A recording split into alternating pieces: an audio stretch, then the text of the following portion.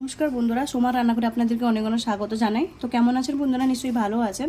তো আজকে আমার একদম নতুন রেসিপি হলো কেশরি হালুয়া। তো ভিডিওটা শুরু থেকে লাস্ট পর্যন্ত জরুর দেখবেন বন্ধুরা। বানাবো কেশরি হালুয়া।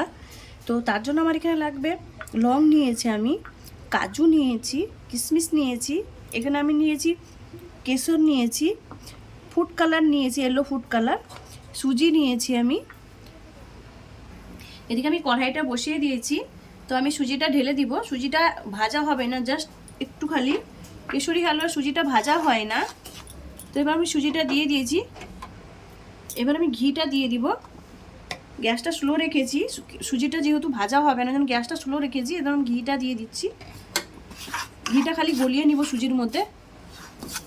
ঘিটা আমার গলে গেছে পুরো, দেখুন ঘিটা একদম সুন্দর করে গলে গেছে। এবার আমি জলটা দিয়ে দেবো।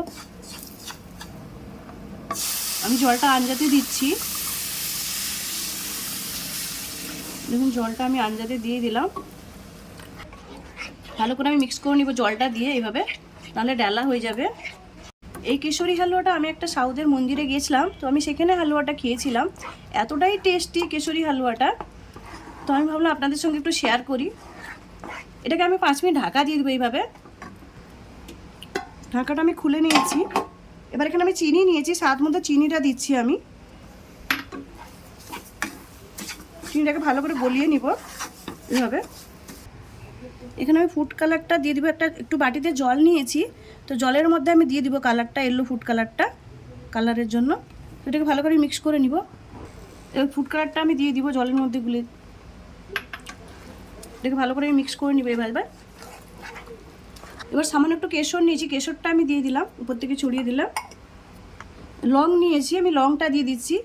এই হালুয়াটা এলাইচি পড়ে না, লং পড়ে। এবার আমি কিশমিশটাও দিয়ে দিলাম উপর থেকে, কাজুটাও দিয়ে দিলাম। এটাকে ভালো করে মিক্স করে নিব। এবার আমি আরেকটু ঘি দিয়ে দিব উপর থেকে। ঘিটা দিয়ে ভালো করে মিক্স করে নিব এভাবে। দেখুন কত ঝটপট করে আমি বানিয়ে নিলাম কেশরি হালুয়াটা।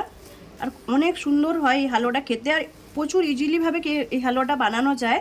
আর আমি যেই পদ্ধতিতে বানালাম আপনারা একবার ট্রাই করবেন আমার পদ্ধতিতে।